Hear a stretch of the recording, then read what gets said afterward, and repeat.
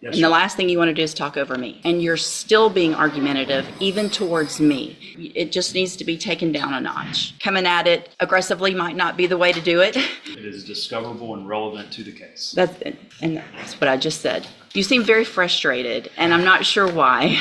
I'm confused why there's pushback at all. Well, and that is alarming to me that we would have to even compel anything. If you'll sit around and watch today how everybody gets along. This attorney walked into the courtroom acting like he was in charge from the moment he stepped in. He immediately had an attitude with the judge because he believed she was refusing to give him certain discovery in his client's case. The issue is that he was completely mistaken about how the process actually works. Instead of taking a step back and listening, he just kept insisting he was right. You could feel the tension every time he spoke. By the end of the hearing, the judge brought him back down to earth, and honestly, it was something to see. Let me know whether you think he was truly standing up for his client or simply showing off. Let's jump in. All right, this is cause number 1830854. And sir, you're Juan Sanchez? Yes.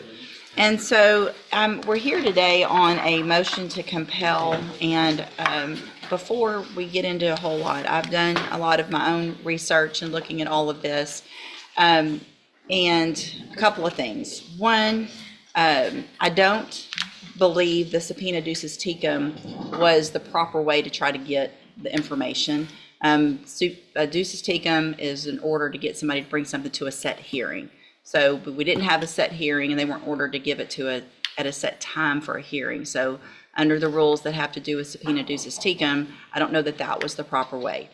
I do think you're entitled to some of that information as a defense attorney. If we're going to base decisions on, if I'm going to base decisions on things that probation have in their file and that they're just going to tell us, I do believe that you are entitled to some of that information. I think the proper way to do it would be to make that request through the district attorney's office for discovery. And then for you, Mr. Nichols, to make those requests. And then I would approve you guys giving whatever records are requested within reason. But lab results, of testing, money owed, all of those types of things, I think are probably discoverable and something that Mr. Franklin needs. I just don't think this was the... I agree, Judge. Any of the things that pertain to, well, I do think it's discoverable. In this case, it's all allegations on the motion are based on an arrest out of county. And so his attendance record and all that, I don't know why we're subpoenaing the entire probation file when it's not even part of the allegations for the motion. May I respond, Your Honor? Well, let him finish, yes. He did subpoena Wharton County records, so a representative from probation down there came in today for this hearing. I have no problem with getting him all that stuff. A lot of it's not in my possession. The out-of-county offense reports and things like that, I don't have yet. I would have them if we move towards a hearing where I prove up those allegations, and they, of course, will be provided beforehand. And again, I don't think he's not entitled to have all that stuff. So sure. I kind of agree with I don't want to subpoena. And Mr. Franklin did make just a standard discovery request at the onset of his involvement, which was early May. I don't have anything really responsive to that at this point. Okay. So obviously, if it's based on a new offense out of another county, that's something you'll need to work towards getting and get that to Mr. Franklin. And so that needs to take place as quickly as possible.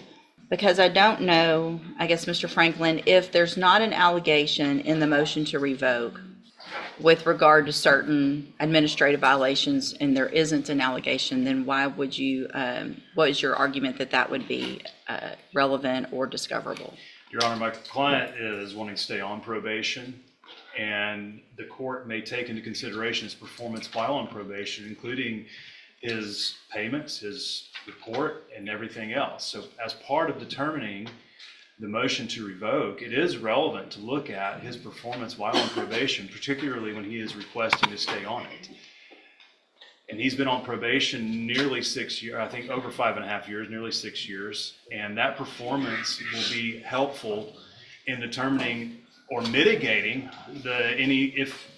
whether he stays on probation or if the court decides that he goes off of probation, and perhaps mitigating any potential sentence. Okay. I don't disagree. So again, though, I think the way to do it would be to make that request. I mean, and I don't know what conversations y'all have had, but make the request. I think coming at it aggressively might not be the way to do it. Sometimes you get more with honey than otherwise. So make the request to Mr. Nichols. If he says no, then let's go through what we need to go through. I hate to pause it here because it's getting interesting, but this is the moment things start to escalate. The attorney is upset because he believes the judge is required to give him discovery immediately. In reality, the probation department sends everything to the state first, and only after approval does it get released. That's standard in every court system. Instead, he's arguing as if the judge is withholding information, which doesn't add up at all. It's clear he isn't really listening. He's just waiting for his chance to talk. And the tone he's using is surprising. Most attorneys stay respectful, even when they disagree. But he's talking like he's explaining the law to the judge. I'm not sure what he's trying to prove, but it doesn't come across as confidence. It feels more like ego. The judge is doing her best to stay patient, but you can see she's getting close to her limit. I have a feeling this is where things take a turn for him. But let's try to do this amenably. The ducis tecum is not the way to do it unless it's set for a hearing. That's just the rules of evidence. And Yes, Your so Honor. that's not the way we're going to do The it. ducis tecum was set for the day that it was initially set for a hearing, and it did specify that date for the hearing, I believe. And we ended up moving the hearing date because of conflict. And Judge, I'd ask Ms. LeBeau to go ahead and get everything together today. Yeah. To turn over. I mean, Unless yeah, there was something that the court was ordering her not to turn over. I don't think on this list that there are, I mean, is there anything that y'all specifically had an issue with? Ms. LeBeau, is there, or do you have any concerns you want If there's, to make the court aware of? Your Honor, we don't have to list those. We filed a 3914 discovery request. This was belt and suspenders because we didn't get any of the information relating to probation in our 3914 motion originally. I would also note that the chronological. well, and these aren't, the reason you didn't get any of those is because those aren't his, they're theirs. And so they're not, I don't think Mr. Nichols has the ability legally to make probation give them those. I think once we talk it out though, I think whatever Mr. Nichols, y'all get together, obviously offense report, if y'all have the offense report and you don't even have it, then you need to get, I mean, Right, that's, I mean, that's great. it's Everybody all can stuff- get the information in an amenable way. So let's do that. Y'all sit down. I want everything that you have that is, I don't know that there's anything I can think of that would be, Unless, I mean, I guess Not- notes may be work product, but I'm not real, that's what I'm thinking about, but it's Not not too really concerned. attorney's notes, and so I don't know that that would I be an would object to issue. that, Your Honor, on the grounds that it's not attorney work product. It is merely work product of an employee, and it is discoverable and relevant to the case. And that's what I just said. You seem very frustrated, and I'm not sure why. I mean, I don't know, I'm confused why there's pushback at all on any request for a 3914 discovery when he's constitutionally allowed to access those files. It should just be produced by probation without a fight. And we got a letter anticipatorily repudiating any production of discovery, and we had to file a motion to compel to that effect. Well, And that is alarming to me that we would have to even compel anything under 3914. this is not something that a lot of attorneys have done in our cases. And so if there is something, if you'll sit around and watch today how everybody gets along, hold on. Yes, And Your the Honor. last thing you want to do is talk over me. Yes, Your Honor. So I'm standing here, or sitting here saying that I agree with you, and you're still being argumentative, even towards me. And that's not going to get you anywhere. Hold on.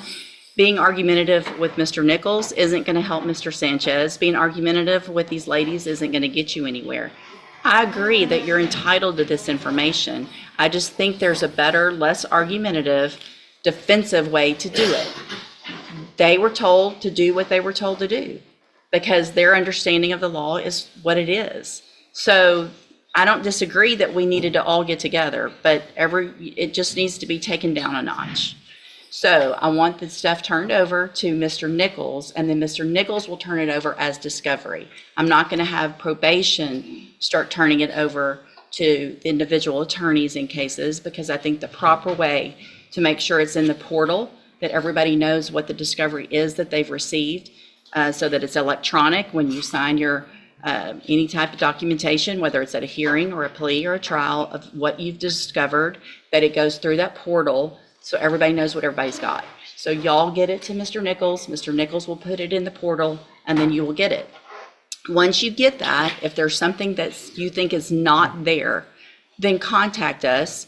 We'll have a hearing if necessary. Contact Mr. Nichols. Hey, what about this?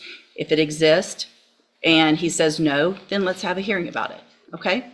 So y'all get that done, and then we'll reset the case for just an announcement in what, a couple weeks or so? Fine with that? Yeah, that should be fine, Judge. We'll be able to get everything scanned in and provided through the portal. Perfect, thank you. All right, y'all are all excused. Evidence be needed? I'm sorry? No, ma'am, if you'll just get what you need to Mr. Nichols, unless you are personally subpoenaed to be here for a hearing.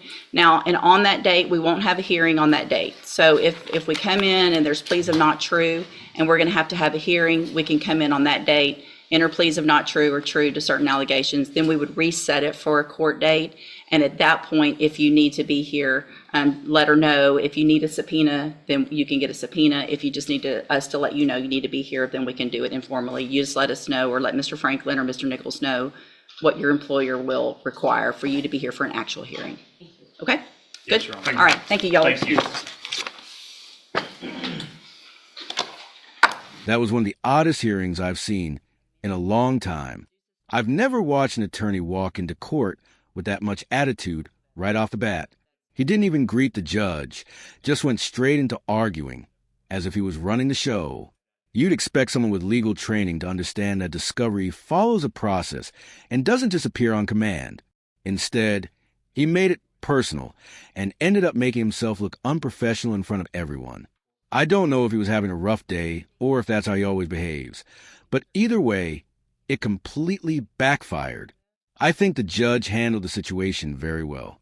She stayed calm, stayed professional, and made her point clearly without raising her voice. Let me know whether you think she was too patient with him or got it exactly right. Thanks so much for watching. If you enjoyed this one, be sure to like and subscribe. Take care, everyone.